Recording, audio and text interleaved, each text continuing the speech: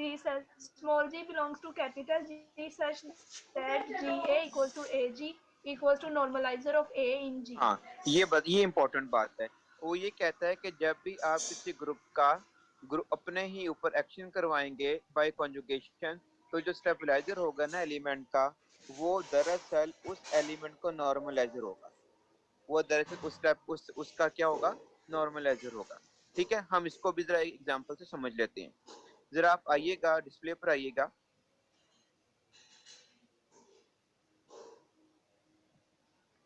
जी sir. हाँ जी, आप लिखिएगा U8 ले लें, U8 बराबर ले लें 1357 का सेट। आप जानते हैं कि ग्रुप पे अंडर मल्टीप्लिकेशन मॉड्यूलो 8।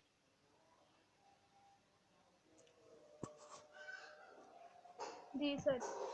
जी, अब हम स्टूडेंट्स क्या करने लगे कि U8 का हम एक्शन लेंगे U8 के ऊपर बाय कॉन्जुगेशन। ठीक है, अब कॉन्जुगेशन जो है वो नीचे लिख देते हैं। नीचे लिख दीजिएगा कि G स्टार A बराबर है GA G inverse. G star A बराबर है GA G इनवर्स। जी सर। हाँ जी स्टूडेंट्स, अब ये हमने एक्शन ले लिया। अब हमने निकालने स्टेबलाइजर। फर्ज कर लें मैं स्टेबलाइजर निकालता हूँ 3 का। ठीक है, लिखिएगा स्टेबलाइजर ऑफ 3। जी सर। जी सर। यानी कि मुझे क्या निकालना है, कॉमा डाल के लिख दें G3 बराबर है क्वेश्चन मार्क। जी सर। अच्छा, अब मैं इक्वेशन पहले बनाने लगा हूँ जो हमें चाहिए। लिखिएगा नाउ G स्मॉल g 3 जी G इनवर्स बराबर है 3 के। ये असल काम है स्टूडेंट्स। G3 G इनवर्स बराबर है 3 के। ये बात समझ में आ गई है आपको? यानी कि U8 का जोन सा एलिमेंट इस इक्वेशन को सेटिस्फाई करता जाएगा, वो 3 के स्टेबलाइजर में जाता जाएगा। ये बात फॉलो कर रहे हैं मेरी? हमने बिल्कुल एक्शन की जो कॉन्जुगेशन है उसके मुताबिक जोन सी अपनी सूरत बना ली है। सूरत क्या थी, जी इनवर्स बराबर ए के आना चाहिए ना, क्योंकि हम जानते हैं कि स्टेबलाइजर में क्या होता है, वही एलिमेंट आंसर में आए। तो हमने क्या बना दिया, जी क्योंकि हम 3 का निकालना चाह रहे हैं, तो जी इनवर्स किसके बराबर आना चाहिए, 3 के। अब जोन सा U8 का एलिमेंट हमारी इस इक्वेशन को सेटिस्फाई करता जाएगा, वो कहाँ पर जाता जाएगा, 3 के स्टेबलाइजर में जाता जाएगा। हाँ जी, इतनी बात क्लियर हो गई है, तो फिर मैं आगे काम लेके चलूँ? जी सर, होगी क्लियर। ठीक है, जी सर शाबाश। अब हम U8 के एक एक अलग-अलग एलिमेंट को उठाएंगे और इस इक्वेशन में पुट करेंगे और देखेंगे कौन कौन सा एलिमेंट हमारी इस इक्वेशन को सेटिस्फाई कर रहा है। जोन से सेटिस्फाई करता जाएगा वो हमारी जो स्टेबलाइजर ऑफ 3 में आता जाएगा। नीचे लिखिएगा 4 1, यानी कि 1 के लिए काम करने लगे। FOR 4 1 फर्स्ट एलिमेंट जो कि डंटी एलिमेंट है। इक्वेशन बन जाएगी आपके पास 1.3.1, क्योंकि 1 का इनवर्स 1 नहीं होता है, तो 1.3.1 किसके बराबर आ जाएगा, 3 के बराबर आ जाएगा। इसका मतलब है this implies that 1 belongs to G3। जी सर। हो गया सर? आगे 4 3। जी सर। अब 3 का इनवर्स U8 में वो भी 3 है, तो क्या बनेगा 3.3.3। और आप जानते हैं 3 3 बार 9 9 3 बार 27। क्योंकि ऑपरेशन मल्टीप्लिकेशन मॉड्यूलो 8 का है, तो 27 को जब आप 8 के साथ मॉड्यूलो करेंगे तो आंसर वापस 3 आ जाएगा। तो this implies that 3 belongs to U8 sorry G3। 3 भी बिलोंग कर गया G3 को और 1 भी बिलोंग कर गया G3 को। समझ आ रही है ना आपको कैसे अप्लाई करना है स्टूडेंट्स? जी सर। हाँ, एलिमेंट लेना है और उसका इनवर्स लेना है। आगे हम 5 के लिए चलते हैं। आगे 4 5 जो नेक्स्ट एलिमेंट है हमारे पास U8 में 5 के लिए 5 का इनवर्स भी कौन है, U8 में 5 ही है। तो क्या बन 5 ही जाएगा, सर। हाँ 5.3.5। ठीक है ना, 5.3.5 इसको हल करते हैं। 5 3 पर 15, 15 5 बार 75। ठीक है ना, तो 75 को जब हम मॉड्यूलो 8 करेंगे तो वापस क्या आ जाएगा, 3। वापस क्या आ जाएगा, इक्वल टू आ जाएगा 3। तो इसका मतलब हुआ this implies that 5 belongs to G3, 5 भी बिलोंग कर गया G3 को।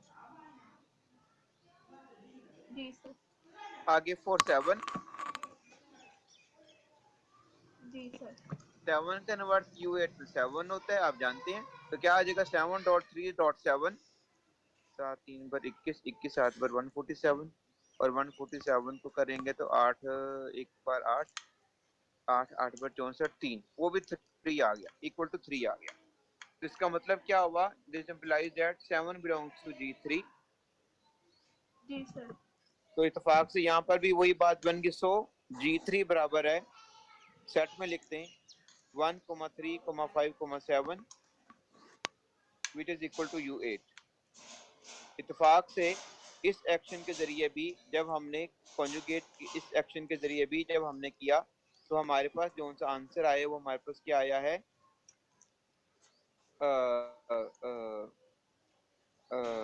U8 आ गया, G वापस आ गया।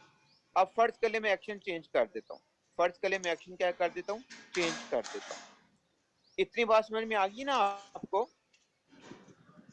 जी सर समझ आ गई। ठीक है ना। अब मैं एक्शन चेंज कर दूंगा तो देखते हैं फिर क्या बात बनती है।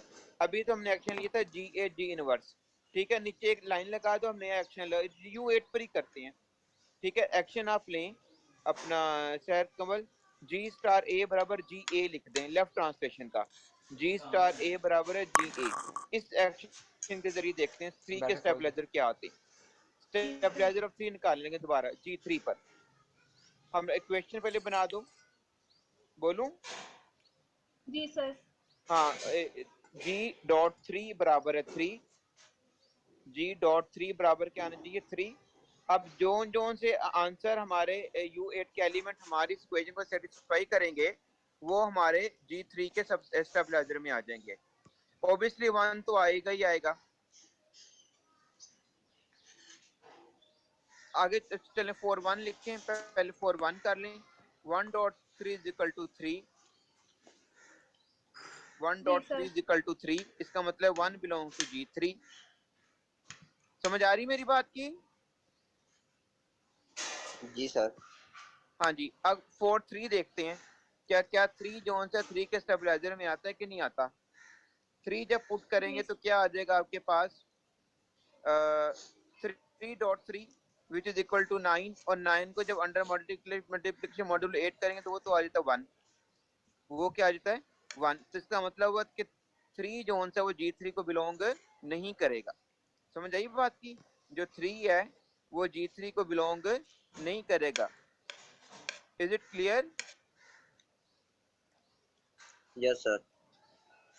ऐसे ही आप 5 देखेंगे तो वो भी नहीं करेगा, क्योंकि 5 3 पर 15 होता है, 15 करेंगे तो 7 आ जाएगा, और अगर आप 7 को करेंगे तो वो भी नहीं करेगा। ठीक है, तो इसका मतलब क्या हुआ कि यहाँ पर जो G3 आएगा लिखिएगा, सो G3 बराबर है, मैं मुख्तसर बता रहा हूँ, सो G3 बराबर है सिंगलटन 1। सो G3 बराबर किसके आ रहा है, सिंगलटन 1 के आ रहा है। यानी कि आप लोग देख सकते हैं कि जो स्टेबलाइजर आ रहा है वो हमेशा सब ग्रुप आ रहा है, चाहे वो ट्रिवियल है चाहे वो नॉन ट्रिवियल है, हमें इससे गरज नहीं है। इस एग्जांपल में अगर कोई सवाल है किसी स्टूडेंट का तो मुझसे पूछ लें पहले।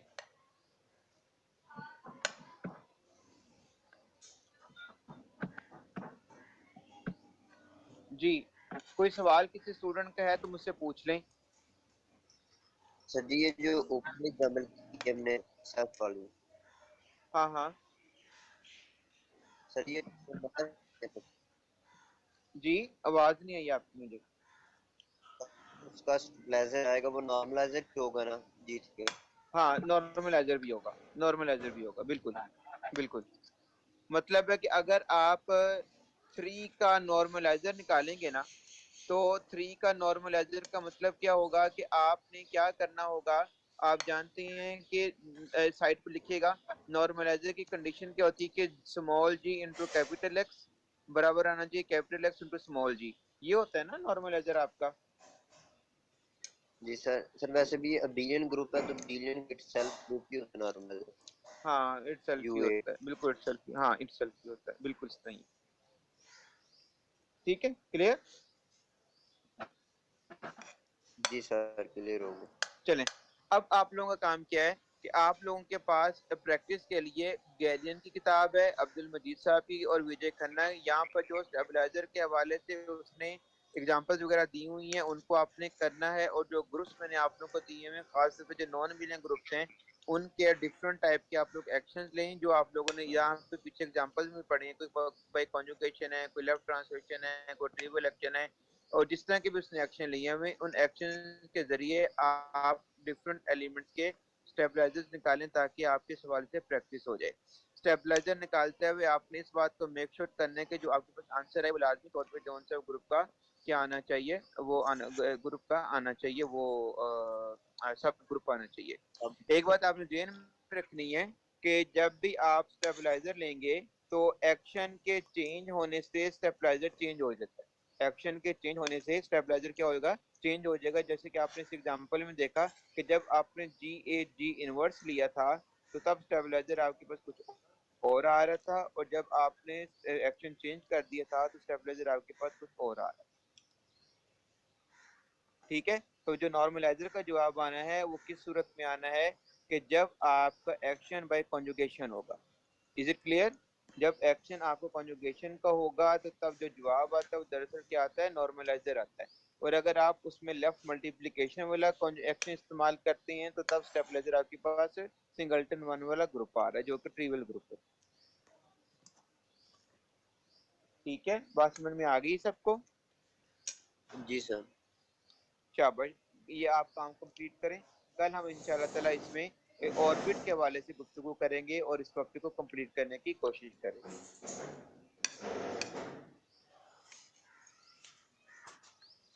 ठीक होगी बात?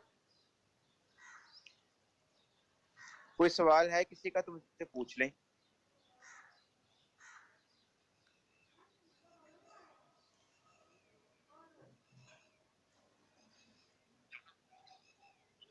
चलें ठीक है फिर इंशाल्लाह, बाकी इंशाल्लाह फिर कल देखें।